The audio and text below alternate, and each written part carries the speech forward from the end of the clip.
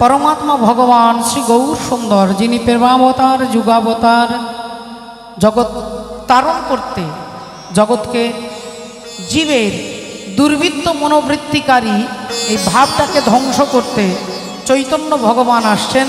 আজ থেকে 538 বছর পূর্বে শ্রীধাম নবদ্বীপের মাঝে কলিযুগ পাবন অবতার হয়ে তিনি শচী গর্ভ সিন্ধু মাঝে গঙ্গা মেখলা শোভিত নবদ্বীপ ধামে শচী মায়ের আঙ্গিনায় তিনি কৃপা করে স্বয়ং ভগবান যোগী যারে যোগে পায় না, ঋষি যারে ধ্যানে পায় না, অনন্ত কোটি জীব যাকে পাওয়ার জন্য সাধনা করে সেই ভগবান ভক্তের কাছে ধরা দিলেন এবং তিনি বললেন, ভক্ত আমার মাতা পিতা, ভক্তই আমার গুরু, আর ভক্ত আমার নাম রেখেছেন বাঞ্ছা কল্পতরু। হরি হরি বল, হরি বল। তাহলে যে ভগবান, যে পরমাত্মা জগন্নাথ জগন্নিবাস, সেই ভগবান যখন এই ধরাধামে আসেন রাধে রাধে সাধুদের পরিত্রাণ করতে, দুষ্টের দমন করতে এবং ধর্মকে প্রতিষ্ঠা করতে চৈতন্য ভগবান তিনি এলেন।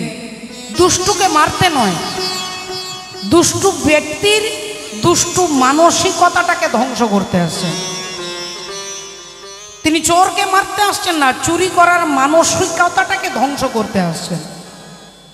তাহলে দুষ্ট তাকে, দুষ্টু ব্যক্তিকে নয়, দুষ্টু ব্যক্তির যে মনোভাব তাকে ধ্বংস করবার জন্য চৈতন্য ভগবান চৈতন্য সত্তা জাগ্রত করবার জন্য তিনি কৃপা করে নেমে আসেন। বলেন ভগবানের সরাসরি কৃপা আমরা পেতে পারবো না। ভগবত কৃপা সাধুর মাধ্যমে হয়, ভক্তের মাধ্যমে হয়। শাস্ত্র বলছেন, রাধা গোবিন্দ বলুন, নিতাই গৌর সুন্দর বলুন, সরাসরি আমরা তার কৃপা পাবো না, কিন্তু ভক্তের কৃপার দ্বারা, ভক্তের মাধ্যমে ভগবত কৃপা করেন। এই জন্য বলছেন, সাধু সঙ্গ সর্বশাস্ত্রে কয়, লবমাত্র সাধু সঙ্গ জীবের সর্বসিদ্ধি হয়। তাহলে সাধু সঙ্গ করতে বলছেন, তার মানে এই নয়। আগে আমাদের বুঝতে হবে সাধু সঙ্গ মানে কি। সঙ্গ মানে সাথে, বলে না, সাথে আর সঙ্গে এ দুটোর মধ্যে একটু পার্থক্য আছে বাবু। আপনি যাদের সঙ্গে কীর্তন শুনতে এসেছেন, আপনি তার সাথে এসেছেন। সাধুর পাশে বসে থাকাটা সাধু সঙ্গ নয়, সাধুকে ছুঁয়ে থাকাটা সাধু সঙ্গ নয়, ওটা সাথে। আর সঙ্গ কিসে হয়? বলে সঙ্গ হয় মনে। আপনি দক্ষিণ 24 পরগনায় আর ডায়মন্ড হারবারে বসেও বৃন্দাবনে সঙ্গ করতে পারবেন, শুধু মনটা বৃন্দাবনে রাখলে হবে। হরি হরি বল। একে সঙ্গ বলে। আর এই মনটা যদি আমরা বৃন্দাবনে, আমরা সাধুর কাছে, আমরা গুরুদেবের চরণে রাখতে পারি, আপনাকে গুরুদেবের কাছে থাকতে হবে না। এটাই হচ্ছে সাধু সঙ্গ। সঙ্গ হয় মনে আর সাথ হয় দেহে। তোর সাথে আমি বাজার গেলাম, তার মানে তার সঙ্গে আপনি গেছেন। কিন্তু যখনই বলবো সঙ্গ, তখনই হবে মনের ব্যাপার, এটা দেহের ব্যাপার নয়।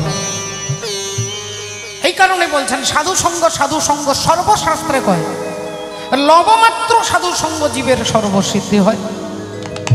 তাহলে এই মনটাকে ভগবান শ্রীকৃষ্ণ অর্জুনকে বলছেন যে, এই অর্জুন, তোমার মনকে আগে কন্ট্রোল করো। চঞ্চলহি মনোকৃষ্ণ প্রমাথি বলবৎ দৃঢ়ং তস্যাহং নিগ্রহং মন্যে বায়োরিব সুদুষ্করম। অর্জুন বললেন, এটা সম্ভব হচ্ছে না, আমি পারছি না আমার মনকে কন্ট্রোল করতে। আমার মন আর হাতের মুঠোতে যেমন বাতাসকে ধরা যায় না, আমার মনকে আমি নিজে কন্ট্রোল করতে পারছি না। ভগবান বললেন, পারবে, পারবে, তবে একদিনে পারবে না। চেষ্টা করতে করতে এই প্রবৃত্তি নিবৃত্তিতে পরিণত হবে। এর জন্য সারাক্ষণ কি দরকার? শাস্ত্র বলছেন সারাক্ষণ সৎসঙ্গ, সাধুসঙ্গ, হরিকথা, ভজনের মধ্যে থাকলে আমার ভেতরের দুষ্টতা ধীরে ধীরে চলে যাবে। তাকিয়ে দেখুন রাবণ কোনো অংশে, কোনো ব্যাপারে, কোনো কিছুতে তিনি কমি নন। রাবণের ব্যক্তিত্ব বলে স্বর্গমর্ত পাতাল যার ব্যক্তিত্বের কাছে মাথা নিচু করে। রাবণের পাণ্ডিত্যে বলে বড় বড় পণ্ডিত তার অবনত মস্তকে স্বীকার করে রাবণ পণ্ডিত। 4টে বেদ যিনি মুখস্থ করেছেন। রাবণের বিরাট ইউনিভার্সিটি, বিশাল ইউনিভার্সিটি। দেখতে গেলেন কে? আমি বলছি না, বাল্মীকি রামায়ণ বলছে। হনুমান গেলেন। আর হনুমান গিয়ে তাজ্জব হয়ে গেলেন যে যিনি নাকি রাক্ষস, তার ইউনিভার্সিটিতে হাজার হাজার রাক্ষস ভোরবেলায় উঠে বেদ পাঠ করছে, মন্ত্র উচ্চারণ করছে। হনুমান ভাবলেন আমি কোথায় এলাম, এ তো ঋষিদের দেশে এলাম। বড় বড় অপ্সরা, বড় বড় সুন্দরী রাবণকে পাওয়ার জন্য তপস্যা করছেন। একবার রাবণ যাতে আমার দিকে তাকায় তার জন্য অপ্সরাগণ তপস্যায় বসেছেন। রাবণ দেখতে খারাপ নয় মা, রাবণ অপূর্ব সুন্দর, কিন্তু রাবণের চরিত্র, রাবণের মানসিকতার তার উপরে টিভিতে সিরিয়ালে সেই ভয়ঙ্কর চেহারাটাকে দেখায়। কিন্তু আসলে রাবণ কত সুন্দর বাল্মীকি রামায়ণ পড়লে বুঝতে পারবে। বড় বড় সুন্দরী, বড় বড় অপ্সরা রাবণ একবার তাকাবে তার জন্য তপস্যায় বসেছেন। আর সেই রাবণ কাকে প্রপোজ করতে যাচ্ছেন না? সীতা দেবীকে। একবার আমার দিকে তাকাও রাধে। সীতা দেবী বললেন যে চোখ দিয়ে আমি রামকে দর্শন করেছি সেই চোখ দিয়ে আমি রাবণকে দর্শন করব। যে চোখে রামকে দেখেছি, ভগবানকে দেখেছি, সেই চোখে কামকে দর্শন করব না। রাধে রাধে। তাহলে মাননীয় ভক্তমণ্ডলী, ভক্তিমতী মায়েরা, সেই হনুমান যখন গেলেন রাবণের কাছে, সাধু তো ভালো কথাই বলবে। রাবণ বসে আছেন স্বর্ণ সিংহাসনে, একটা পায়ের ওপরে আরেকটা পা তুলে, সিংহাসনের সোনার হাতলে দুটো হাত রেখে, আর অমনি বলে উঠলেন কে রে তুই? হনুমান হাত জোড় করে মাথা নিচু করে বলছেন বাবা রাবণ, আমার পরিচয় আমি কে আপনি বুঝতে পারবেন সহজে। রাধে রাধে। আপনি যার ক্ষমতায় এত ক্ষমতাশীল, আপনার পাণ্ডিত্য, আপনার প্রভাব, যার কৃপাতে আমি হলাম তারই দাস, যার স্ত্রীকে নিয়ে আপনি হরণ করে নিয়ে এসেছেন তিনি হলেন আমার মা। তাই আপনাকে একটা ভালো কথা বলে যাচ্ছি, আপনার জীবনের অনেক বেলা চলে গেছে, কিন্তু এখনো অনেক বেলা বাকি আছে। যদি নিজের ভালো চান তাহলে নিজেকে ভগবত চরণে নিবেদন করে দিন। যদি নিজের ভালো চান নিজেকে ভগবানের চরণে নিবেদন করুন। আর অহংকারী ব্যক্তি সব সইতে পারে, উপদেশ সইতে পারে না বাবা। অহংকারী ব্যক্তি উপদেশ সহ্য করতে পারবেন না। রাধে রাধে। রাবণ বলে উঠলেন কে রে তুই? একটা বাঁদর, একটা মরকট, তুই আমাকে জ্ঞান দিচ্ছিস আমি কি করব? তুই জানিস আমার কত ক্ষমতা? তুই জানিস আয় কে আছিস? কে আছিস? এক্ষুনি এই বাঁদরকে ধরে নিয়ে গিয়ে ওর অঙ্গ ভঙ্গ করে দে, এর হাত ভেঙে দে, এর পা ভেঙে দে, এর ঘাড় ভেঙে দে, এর কোমর ভেঙে দে, অঙ্গ ভঙ্গ করে দে। আর যেই বলেছে অঙ্গ ভঙ্গ করতে, রাবণের একটা ইশারায় হাজার হাজার কর্মচারী ছুটছে হনুমানের অঙ্গ ভঙ্গ করবে। হনুমান চিন্তা করলেন তাহলে সোজা আঙুলে ঘি যখন উঠবে না, আঙুলটাকে একটু বাঁকা করতে হবে। হনুমান সঙ্গে সঙ্গে রামচন্দ্রকে স্মরণ করছেন, বুদ্ধিমাতাম বরিষ্ঠম দতাত মানম বানরায় উঠে মুখ্যম শ্রীরামদূতম শরণম প্রপদ্যে। সঙ্গে সঙ্গে তার মাথায় বুদ্ধি চলে এলো। ওই রাবণকে দেখার সাথে সাথে হনুমান তার লেজটাকে ধরেছে, আর লেজটাকে ধরে রাবণকে দেখাচ্ছে আর লেজটা ঘোরাচ্ছে। লেজটাকে ঘোরাচ্ছে, কখনো লেজটাকে জড়িয়ে ধরছে, কখনো লেজটাকে চুমু খাচ্ছে, কখনো লেজটাকে মাথায় ছোঁয়াচ্ছে, বারবার লেজটার দিকে তাকাচ্ছে। রাবণ মনে মনে চিন্তা করলেন যে তাহলে এর অঙ্গ ভঙ্গ করে দিয়ে এর শাস্তি হবে না। এ যখন ওর লেজটাকেই এত ভালোবাসে, দাঁড়িয়ে যা, অঙ্গ ভঙ্গ নয়, এর লেজে আগুন ধরিয়ে দে, লেজে আগুন ধরিয়ে দে। যেই বলেছে লেজে আগুন ধরিয়ে দিতে, আবার কর্মচারী যারা ছুটছিল অঙ্গ ভঙ্গ করবার জন্য, তারা আবার পিছনে ছুটছে, বাড়ি যাচ্ছে। সোজা বাড়ি গিয়ে কেউ একটা মায়ের কাপড় নিয়েছে, কেউ একটা দিদির কাপড়, কেউ বোনের কাপড়, কেউ স্ত্রীর কাপড়, একটা করে কাপড় আর একটু করে তেল নিয়েছে। কেউ ঘি নিয়েছে, কেউ কর্পূর নিয়েছে, কেউ তেল নিয়েছে। এইবার ছুটে এসে রাবণ হনুমানের লেজে জড়াচ্ছে, কাপড়টা জড়াচ্ছে আর তেল ঢেলে দিচ্ছে, কাপড় জড়াচ্ছে আর তেল ঢেলে দিচ্ছে। এইবার হনুমানের লেজ এই মোটা হয়ে গেছে। রাবণ বললেন আর নয়, এবার আগুনটা ধরিয়ে দে, যা এবার আগুন ধরিয়ে দে। রাধে রাধে। ভক্তিমতী মায়েরা, যখনই বলেছে যে লেজে আগুন ধরিয়ে দিতে, অমনি হনুমানের লেজে কাপড় জড়াচ্ছে, তেল ঢালছে, কাপড় জড়াচ্ছে, তেল ঢালছে। এবার রাবণ ইশারা করছে লেজে আগুন ধরিয়ে দে, আর কাপড় জড়াতে হবে না। হনুমানের লেজ এই মোটা হয়ে গেছে, তারপরে তেল ঢেলে দিয়েছে। এখন যখনই আগুনটা ধরিয়ে দিয়েছে দাউ দাউ করে আগুনটা জ্বলছে, আর হনুমানের লেজ যত আগুনে জ্বলছে রাবণ তত হাসছে আর বলছে এইবার বেটা তুই পুড়ে মারা যাবি। আমাকে জ্ঞান দেওয়ার কি ফল, আজ এখানে সবাই তোর দেখবে, তুই এখানে আগুনে এক্ষুনি পুড়ে ছাই হয়ে যাবি। এই বলে রাবণ হাসছে, আর হনুমান তার থেকে আরো বেশি হাসছেন। হাসছেন আর চারিদিকে ঘুরে ঘুরে তাকাচ্ছেন। চারিদিকে ঘুরে ঘুরে হনুমান তাকাচ্ছেন। রাবণ বললেন এই বেটা চারিদিকে ঘুরে ঘুরে তাকাচ্ছিস কি তাকাচ্ছিস? এরা কেউ তোকে বাঁচাবে না, এরা আমার লোক, এরা আমার লোক, এরা আমার লোক, সবাই আমার কথা শোনে, তোকে এখানে কেউ বাঁচাবে না। তাই কারোর দিকে তাকিয়ে সাহায্য চাওয়ার দরকার নেই, কেউ তোকে হেল্প করবে না। হনুমান বললেন না না না না না না, আমি এই জন্য তাকাচ্ছি না যে কেউ আমাকে সাহায্য করবে, আমি দেখে নিচ্ছি যে কারা কারা চাঁদা দিয়েছে, যারা যারা চাঁদা দিয়েছে তাদেরকে একটু প্রসাদ দিতে হবে আর কি। যারা চাঁদা দিয়েছে তাদেরকে প্রসাদ দিতে হবে, তাই যার যার বাড়ি থেকে তেল আর কাপড় এসেছে, যারা যারা কাপড় আর তেল দিয়েছেন তার তার বাড়িতে একটু একটু করে আগুন দিয়ে যাবো, একটু করে করে আগুন প্রসাদ দেব। তাই দেখে নিলাম কারা চাঁদা দিয়েছে আর কারা দেয়নি। এখানে সবাই চাঁদা দিয়েছে, একজন চাঁদা দেননি, আর তিনি হচ্ছেন ভক্ত বিভীষণ। হরি হরি বল। বিভীষণ বলে তার ঘর বাদ দিয়ে সবার ঘরে আগুন ধরবে। আগুনটা কি শুধু লঙ্কার রাবণের এলাকাতে আগুন ধরেছে? আগুন কি আমাদের সংসারে নেই বাবা? পিতা পুত্রে আগুন, দ্বন্দ্ব, পাড়ায় পাড়ায় দ্বন্দ্ব, গ্রামে গ্রামে দ্বন্দ্ব, রাজনীতির দ্বন্দ্ব, দেশে দেশে দ্বন্দ্ব, এই হিংসার আগুনটা জ্বলছে। এর মূল কারণটা কি না, বিভীষণ তার ঘরের মধ্যে লিখে রেখেছে যে এই নাম বাড়িটা আমার বাড়ি নয়, এটা গৌরের বাড়ি, এটা নিতাইয়ের বাড়ি, এটা গোবিন্দের বাড়ি। তাই বাড়ির মধ্যে তিনি ভগবানের রামের নাম লিখে রেখে দিয়েছে, এই বাড়ি আমার বাড়ি নয়, পরের জায়গা পরের জমি ঘর বানাইয়া আমি রই, আমি তো সেই ঘরের মালিক নই। তা যারা মনে করে যেটা আমার বাড়ি নয় ভগবানের বাড়ি, বলে তার বাড়িতে অশান্তির আগুন জ্বলবে না বাবা। আর যারা মনে করে আমার বাড়ি, আমার ছেলে, আমার ঘর, আমার জমি, বলে তারই ঘরে অশান্তির আগুন জ্বলবে।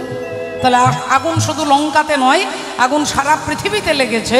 কিন্তু সেই সংসার ও দাবানল, সেই দাবানলকে নির্বাপিত করবার জন্য চৈতন্য ভগবান বললেন একমাত্র গতি, একমাত্র পথ হচ্ছে হরিনাম সংকীর্তন। হরি হরি বল। হরিনাম সংকীর্তন। হাসি মাখা বদনে আরে ছল ছল নয়নে, ওগো আনন্দ কাননে মন ভ্রময় নিবার। মায়ের একটু উলুধ্বনি হবে সবাই মিলে, হরি বল হরি বল।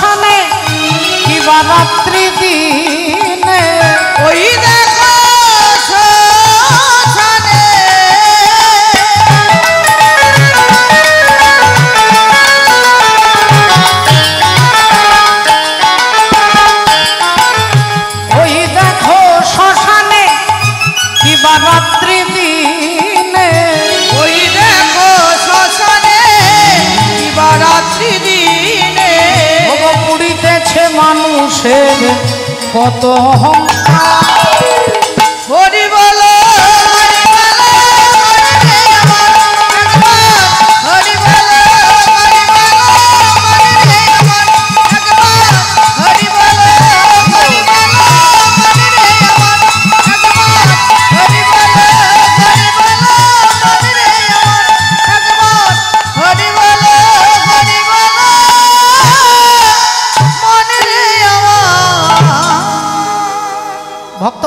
ভক্তিমতী মায়েরা বললেন, হরিনামই কি সর্বশেষ কথা? বললেন হ্যাঁ, এই হরিনামই হচ্ছে সর্বশেষ কথা। কিন্তু তার মানে বাবা এটা ভেবে নেবেন না যে কীর্তন করে মানে কীর্তনিয়ার জীবনে অনর্থ নেই। বলে না, এটা বলা যাবে না, এটা বলা যাবে না। আমি অভিনয় করতে পারি, আমি নাটক করতে পারি, আমি ভণ্ডামো করতে পারি, তার মানে আমার জীবনে যা ঘটবে সব ভালো নয়। আমি যদি প্রকৃত হরির চরণের দাস হতে পারি তাহলে কীর্তনিয়া হওয়া দরকার নেই। প্ল্যাটফর্মে যিনি থাকেন তিনিও ভগবত কৃপা পাবেন। আর কীর্তনিয়াদের জীবনে একটা সব থেকে বড় ভয়ঙ্কর দিক অহংকারের দিক। আগামীকাল আপনাদের এই হরিবাসরে একজন কীর্তনিয়া আসবেন যিনি বিবেকানন্দ সম্পর্কে বলছেন বিবেকানন্দ চরিত্রহীন।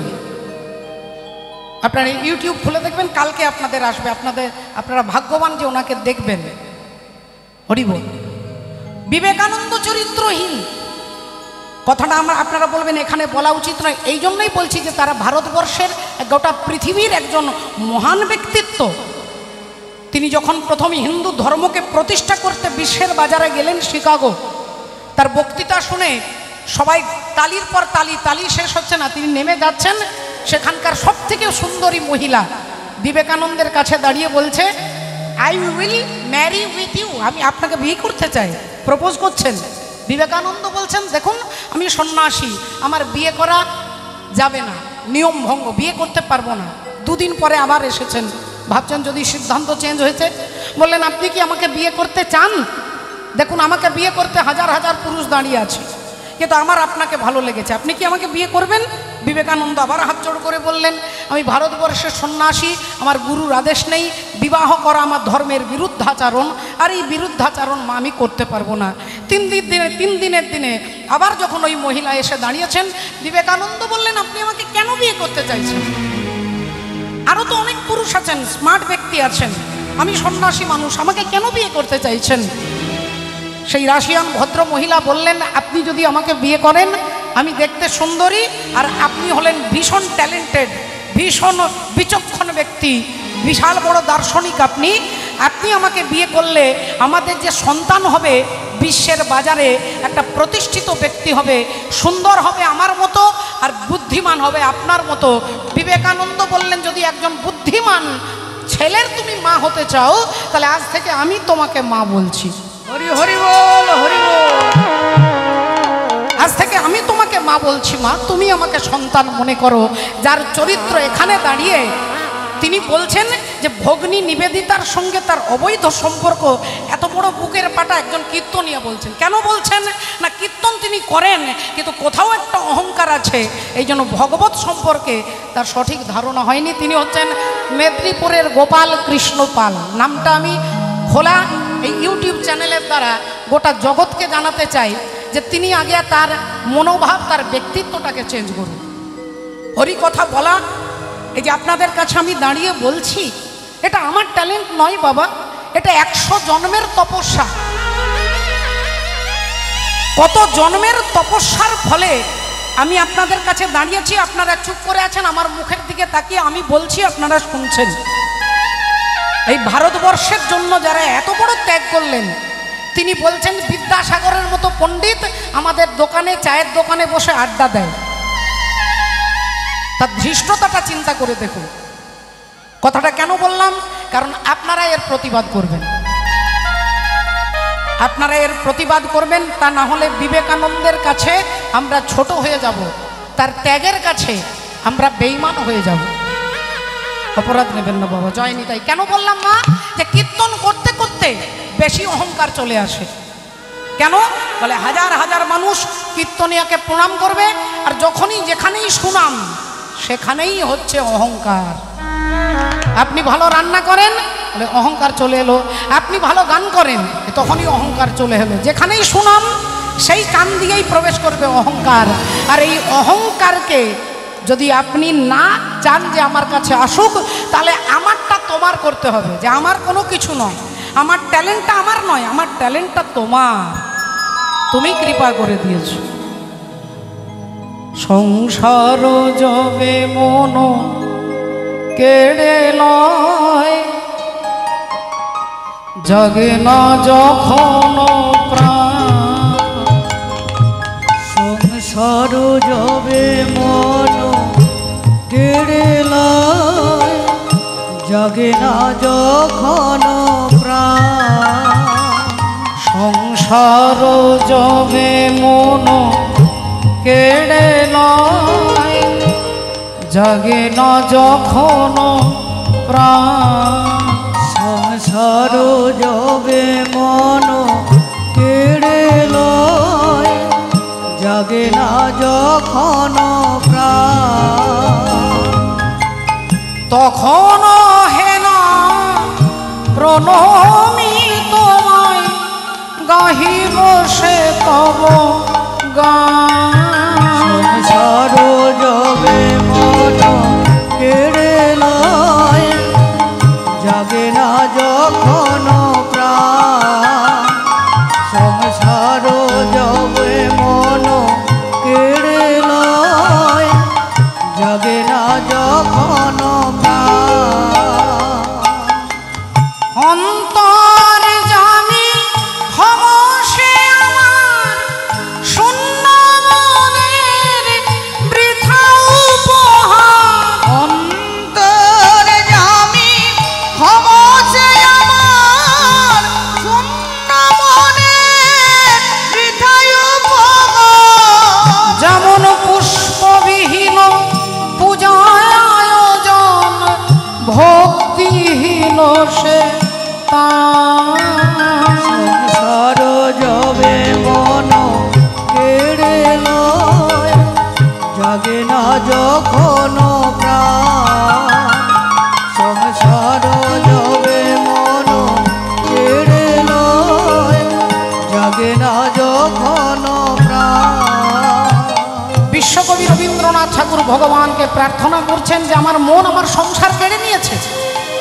আমি ছোটবেলা থেকে আমার মন আমি বাবা মাকে দিয়েছি, আমি একটু বড় হলাম তখন আমার মন বন্ধু বান্ধবীদের দিলাম, তারপর আমার মন আমি স্বামীকে দিলাম, স্ত্রীকে দিলাম, তারপর সন্তানদের দিলাম। দেখতে দেখতে যখন বৃদ্ধ অবস্থা চলে এলো, বলে এই মন আমি নাতি নাতনিদের দিলাম। আর এই মনটা দিতে দিতে দিতে আজকে মনের মধ্যে কোনো রস নেই, এই নিরস মন নিয়ে হরিবাসরে হরি কথা বলতে এসেছে।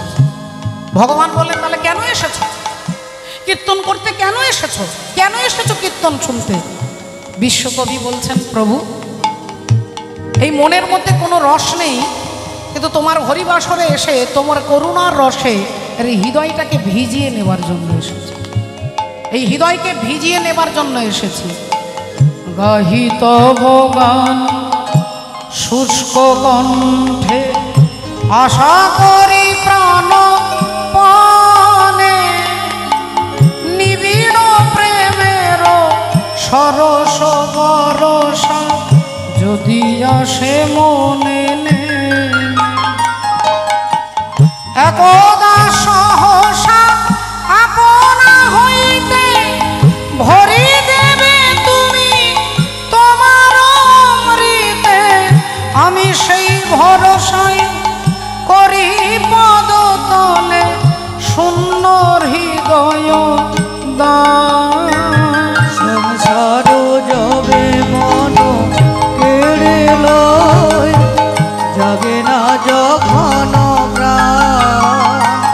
সংসার যাবে মন কেড়ে লয়, জাগে না যখন প্রাণ।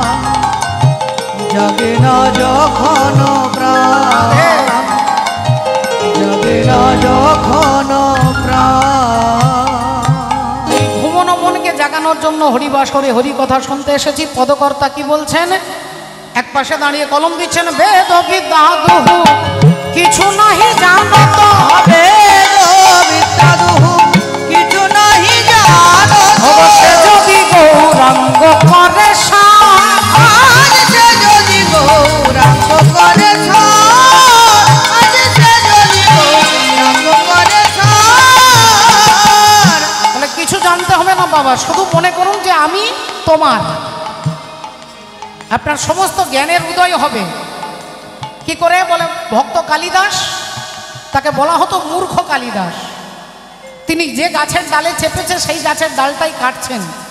কতটা বোকা তিনি হয়ে গেলেন কে না মহাকবি কালিদাস। তা রাতারাতি তিনি এত পণ্ডিত হয়ে গেলেন, এতগুলো ডিগ্রি চলে এলো, বললেন না মা সরস্বতীর কৃপা হয়ে গেল। মা সরস্বতীর কৃপায় আপনি পণ্ডিত হতে পারবেন। আর পণ্ডিত ব্যক্তি গাধার মতো কথা বলবে যদি মা সরস্বতী তার জিহ্বাতে। এরকম বড় বড় ব্যক্তিত্ব দেখবেন টিভিতে, খবরে, মোবাইলে দেখুন, বিরাট বিরাট ব্যক্তিত্ব, মুখ দিয়ে এমন কথা বেরিয়ে যাচ্ছে মুহূর্তের মধ্যে রাধে রাধে সংশয় হয়ে যাচ্ছে জীবনের। এর মূল কারণটা কি? রাবণের ভাই কুম্ভকর্ণ ছিল, আর কুম্ভকর্ণের অনেক দিনের ইচ্ছে ছিল আমি স্বর্গের রাজা ইন্দ্র হব, আমি ইন্দ্রাসনে বসবো, আমি ইন্দ্রের আসনটা নেব। এই ইন্দ্রের আসন তো নেব বললে নেওয়া যাবে না, তার জন্য তপস্যা করতে হবে। এই তপস্যায় বসলেন 10,000 বছর। আর অমনি সৃষ্টিকর্তা ব্রহ্মা তপস্যায় তুষ্ট হয়ে বললেন বলো বৎস তুমি কি চাও? তুমি যা চাইবে তোমাকে তাই দেব। কুম্ভকর্ণ বললেন তাহলে এক কাজ করুন, আমি যা চাইবো তাই দেবেন? বলে হ্যাঁ তাই দেবো, বলো কি চাও। কুম্ভকর্ণের আগে থেকেই তার জানা আছে যে আমি কি চাইবো, আমি ইন্দ্রের আসনটা চাইবো। যেই বলেছে কি চাও, অমনি কুম্ভকর্ণ বলতে যাবেন তার আগেই ভগবান মা সরস্বতীকে বলতে যাও তুমি ওর জিহ্বাতে বসে যাও। আর সরস্বতী দেবী জিহ্বাতে বসে গেলেন। আর অমনি কুম্ভকর্ণ বলতে যাচ্ছিলেন ইন্দ্রাসন, তার জিহ্বাটা ফসকে বেরিয়ে গেল নিদ্রাসন। ইন্দ্রাসন বলতে যাচ্ছিলেন, নিদ্রাসন বেরিয়ে গেল। কেন? বলে ভগবানের ইচ্ছে নেই। আপন ইচ্ছায় জীব কোটি বাঞ্ছা করে, কৃষ্ণ ইচ্ছা না হইলে বাঞ্ছা নাহি পুরি। আপনার আমার ইচ্ছাই হবে না বাবা, হবে তখনই যদি তার ইচ্ছে হয়। বলে সমস্ত জ্ঞান, আমার মোবাইলের ছবি আমি আপনার মোবাইলে পাঠাতে পারবো, আপনার মোবাইলের সমস্ত তথ্য আপনি আমার মোবাইলে পাঠাতে পারবেন। এটা যেমন মোবাইল থেকে মোবাইল ট্রান্সফার হয়, তেমনি ভগবত কৃপাই হলে আপনার জ্ঞান তার কৃপাতে আপনার মস্তিষ্কে প্রতিফলিত হবে। হরি হরি বল। মূর্খ কালিদাস হয়ে গেলেন মহাকবি কালিদাস। এটাই তার প্রমাণ। রাধে রাধে। ভক্তমণ্ডলী, ভক্তিমতী মায়েরা, তাই বলছেন বেদ বিদ্যা তুহু কিছু নাহি জানো, তো কিছু জানার দরকার নেই। সে যদি গৌরাঙ্গ করে সার, নয়ন আনন্দেতে ভনে, সেই তো সকলই জানে, সর্বসিদ্ধি করো তলে। তাহলে আসুন, এতক্ষণ আমরা গৌর সুন্দরের কথা শুনলাম, আজ ভজনের মধ্য দিয়ে আমরা পালাই যাব। আমরা তথ্য উদ্দেশ্য, জীব শিক্ষা, সামাজিক শিক্ষা আমরা শুনবো, আমরা জানবার চেষ্টা করব। গুরুচরণ আশ্রয় করে ভজনের মধ্যে দিয়ে যাব। একবার সবাই মিলে বলবো, বলো ভগবান কৃষ্ণচন্দ্র কি জয়। बोलो राधा रानी की जय। बोलिए भागवत महापुराण की अनंत कोटि भक्त वृंदों की जय। निताई गौर सीतानाथ प्रेमानंदे हरि बोल हरि हरि बोल हरि बोल। सरे गा पा दा नि दा पा गा रे गा मा गा रे गा गा।